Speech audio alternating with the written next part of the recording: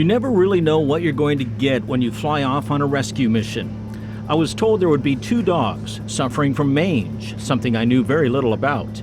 The pictures you're about to see are not pleasant, but know that these animals are fully recovered and look completely different now.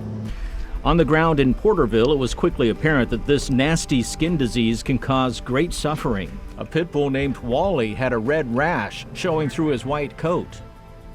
A little terrier named JR was still in his crate, and his injuries weren't as clear. We loaded them up and took off, aiming the plane back to the Bay Area where they would get treatment. A little puppy was also on this trip. He would be dropped off at his rescue along the way. As we settled at our cruise altitude, Wally the pit bull seemed to sleep, but little JR was scratching every time I turned around. An hour or so later, we were on the ground in Petaluma, where I was met by Shirley Zindler from Dogwood Animal Rescue Project. We tried to coax JR out of his crate.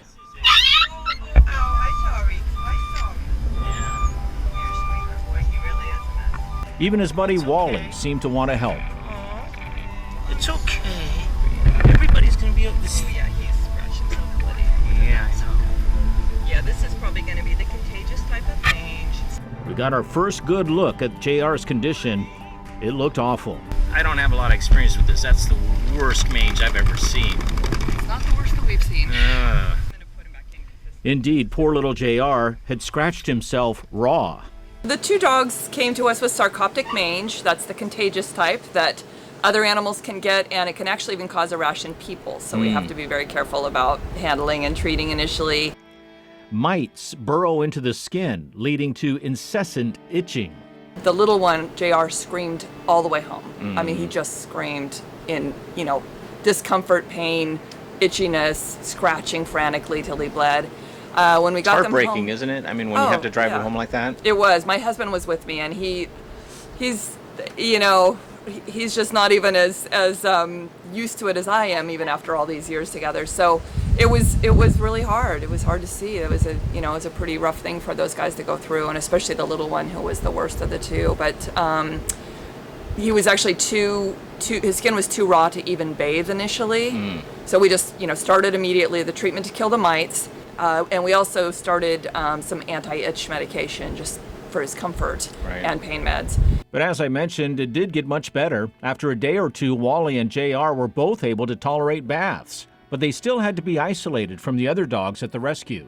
They're both real cuddly dogs, so they wanted to be close, and we want to embrace them, but we're avoiding close contact during that time. Once the pain and itchiness eased, they began to show their true personalities.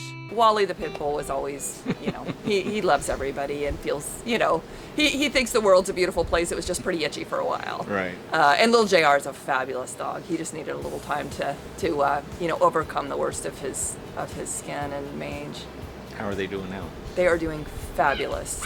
They basically look perfect. JR has, you wouldn't know anything was wrong. He's got a beautiful coat of hair. He's lovely. Wally's got just a little bit of scarring visible over his back, which, considering he's white and short-haired, you're going to see that a little more, but they feel great. They're now both with new families who adopted them and pamper and care for them the way they deserve to be. And despite their rough start, Shirley says the previous owners did the right thing. There's no deliberate harm meant to these dogs. Their owners actually cared for them very much, but they had no money. I mean, no money at all to seek even veterinary treatment. So they reached out for rescue. They wanted help, and that's what we offered, and they were aware that they weren't able to, care for these dogs anymore. They did the right thing. They totally did, yeah. They wanted what was best for the dogs, and they realized they couldn't offer that, so. 2 more dogs who have new homes. 2 more families with new companions. 2 fewer dogs left suffering. But more are out there, and that means more flights to come.